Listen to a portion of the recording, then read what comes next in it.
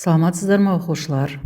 Бүгінгі сабақтың тақырыбы адам денесіндегі қан мен басқа сұйықтықтарды жасанды тазарту. Оқыту мақсаты диализ және бүйрек трансплантациясы механизмін түсіндіру. Сабақтың мақсаты адам денесіндегі қан мен басқа сұйықтықтарды жасанды тазарту әдістерін анықтау және созылмалы бүйрек жетіспеушілігін сипаттау. Адам денесіндегі қан мен басқа сұйықтықтарды жасанды тазарту не үшін маңызды? Жалпы бүйрек ағзаның табиғи сүзгісі болып табылады және қан тазалығын қамтамасыз етеді. Әр 30 минут сайын бүйрек арқылы қан плазмасы толық сүзіледі және де улы метаболиттерден тазартылады. Бүйрек жұмысы бұзылған жағдайда ағзада улы заттар мочевина, креатинин, калий және де басқа метаболиттер жиналады. Бұл адамның денсаулығына қауіпті жағдай туғызады. Бүйректің ағзадағы рөлі: метаболизм өнімдерін мочевина, креатинин, бос радикалдарды қаннан бөліп алу және организмнен шығару. Ағзадағы судың мөлшерін реттеу, артық сұйықтықтарды шығару. Натрий, калий, хлор, кальций тепе-теңдігін сақтау. Қышқыл сілті балансын қалыпты деңгейде ұстау. Клиникалық маңызына келетін болсақ, егер бүйрек қызметі тоқтаса немесе айтарлықтай нашарласа, ағзада улы өнімдер жиналады, қысым көтеріледі, жүрек пен ми жұмысы бұзылады. Бұл жағдайда диализ өмір сақтаушысы емдік әдіс болып табылады. Бүйрек қызметінің жетіспеушілігінің екі түрі бар. Ең алғашқы түрі жедел жеткіліксіздік. Ол күрт және қысқа мерзімде пайда болады. Мысалы үшін улану кезінде, яғни дәрі-дәрмектерден, токсиндердің әсерінен, жарақат алған кезде, қан жоғалтқанда, шок жағдайда, немесе жедел инфекция кезінде сепсис, пилонефрит. Егер тез емделсе, қалпына келуі мүмкін. Екінші түрі созылмалы жеткіліксіздік, яғни аты айтып тұрғандай ұзақ уақыт бойы дамиды. Созылмалы бүйрек ауруы, гломерулонефрит, поликистоз, немесе қант диабеті, диабеттік нефропатия, гипертония, гипертензивті нефросклероз. Жалпы бұл прогрессивті түрде нашарлайды, өмір бойы емделуді талап етеді. Қорытындылай келе, бүйрек жетіспеушілігі кезінде, яғни ағза улы заттарды өз бетінше шығара алмайды. Бұл жағдайда жасанды тазарту, диализ науқастың өміріне қажетті процедура болып табылады.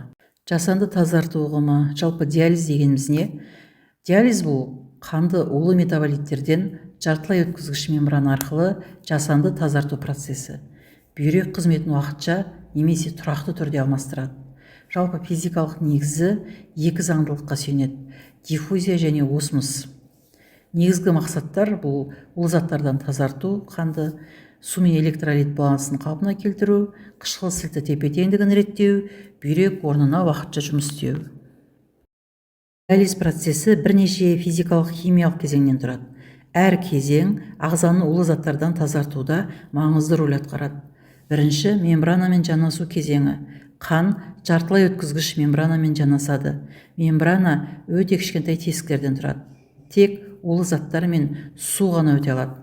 Үлкен ақуыз молекулалары өте алмайды. Екінші, диффузия процесі. Улы заттар креатинин, мочевина, калий жоғары концентрация аймағынан, яғни қаннан төмен концентрация аймағына диализ ерітіндісіне диффузия арқылы өтеді.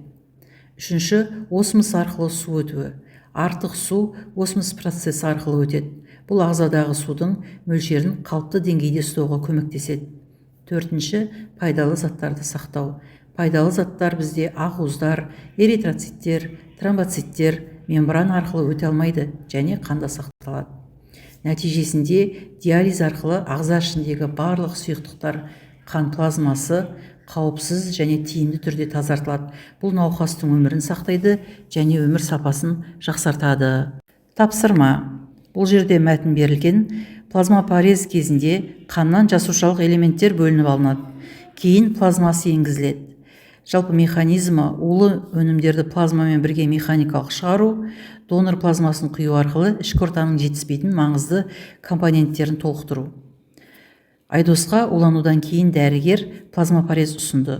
Бұл әдіс қанды тазартып қана қоймай, ағзаға қажетті компоненттерді де қайтарады деді.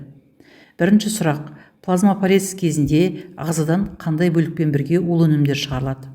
Екінші сұрақ, дәрігердің ағзаға қажет компоненттерді қайтарады деген мәтініндегі қай әрекетке сәйкес келеді? Үшінші, төмендегі тұжырымның дұрыстығын бағалаңыз және бір дәлел жазыңыз. Тұжырым: плазмафорез тек қаннан уытты заттарды шығарады, ал ішкі ортаның компоненттерін толықтырмайды. Дұрыс немесе бұрыс және дәлел.